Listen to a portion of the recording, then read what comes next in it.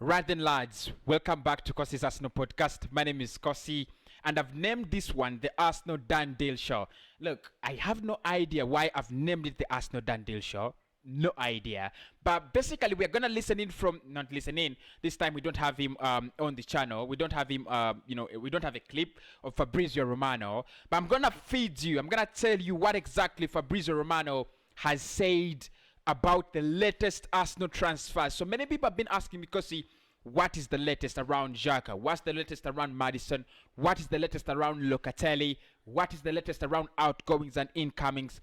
Sit down, be calm. The party is about to start. So we're gonna speak about Fabrizio Romano alone and him alone. He had an interview, I think, did I say 40? Did I say 48? Around 42 hours ago. He was speaking all Arsenal transfers and basically was only speaking deals that are gonna get broken, deals that will crack in this summer.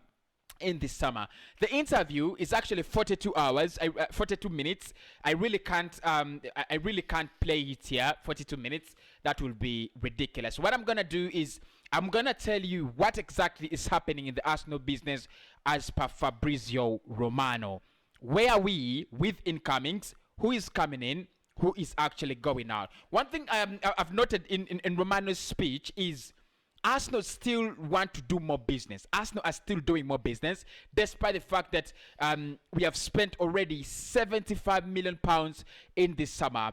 Looks like we want to do more business. It looks like we are set to do more business, but fans could also be a very, very big problem.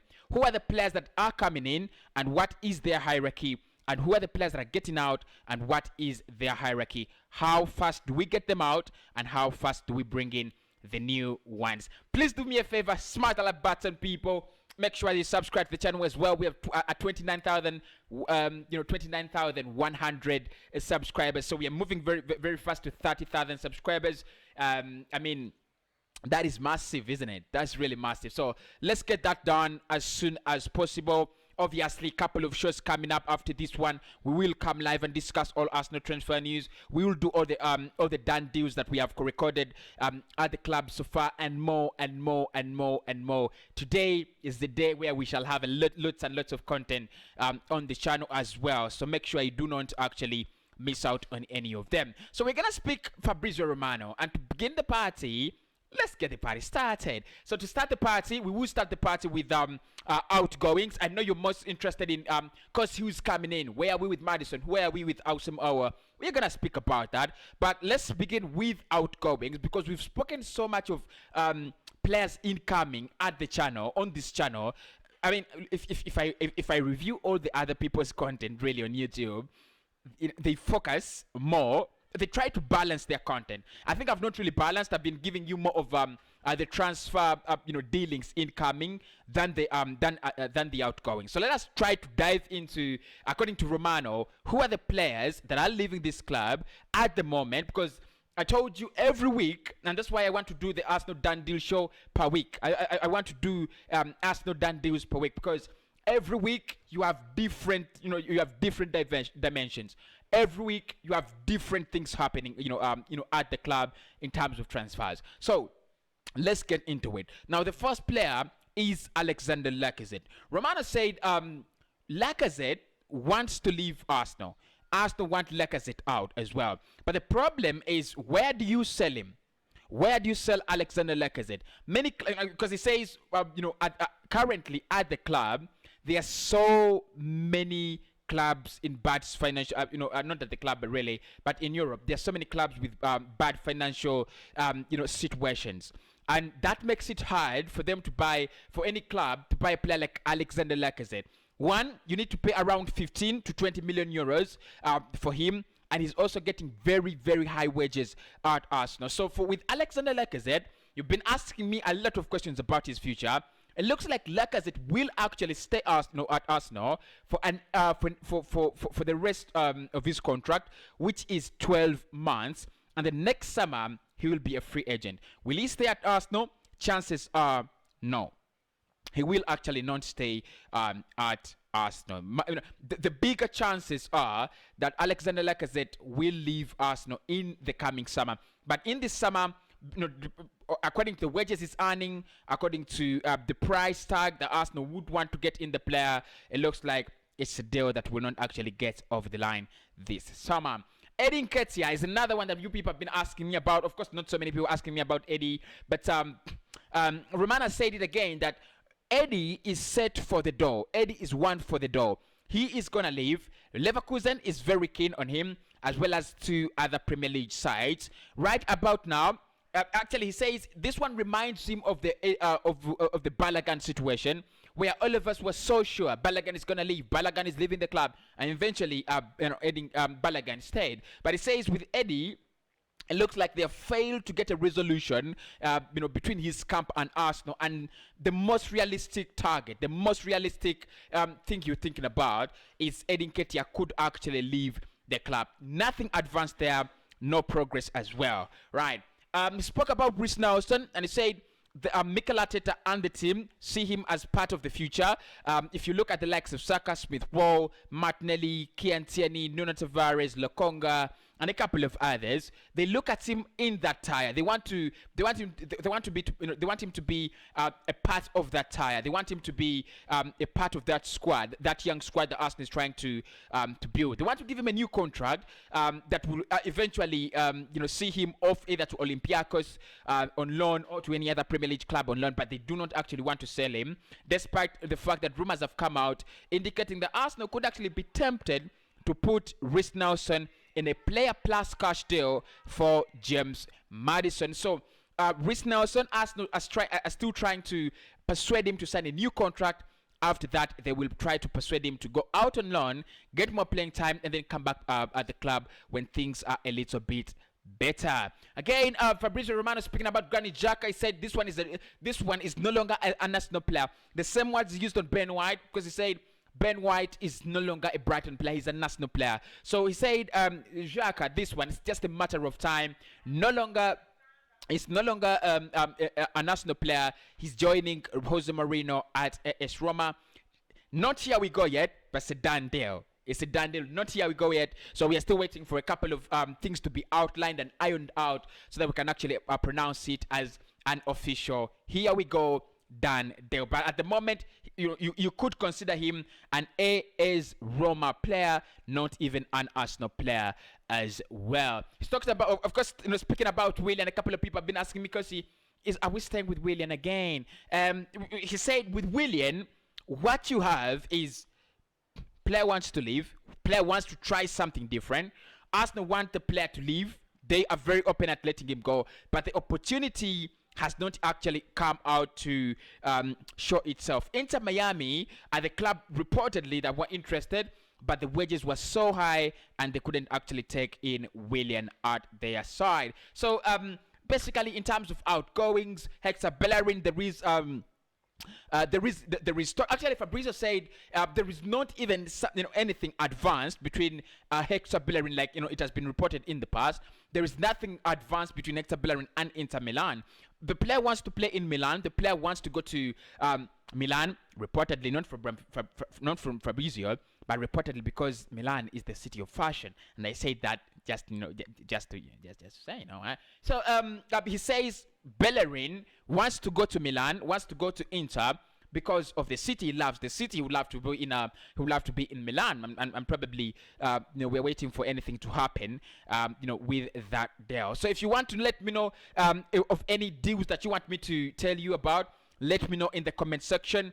What players do you want out? And you could ask me any question, then I'll be able to answer to you very, very soon. So the incomings, finally, here we are. So in terms of incomings, he actually spoke a lot. In terms of incomings, but there wasn't any, apart from Ben White, there wasn't any traumatizing done deal or traumatizing advanced deal. So this is what he said about our favorite players, Ben White. So he was asked about Ben White, and actually the question was, Fabrizio, after the argument between Arsenal and Brighton, everything has gone silent. Where are we with Ben White? And he said, if you're a national fan somewhere, you shouldn't be afraid of the Ben White deal. This one is a done deal. Here we go, pronounced.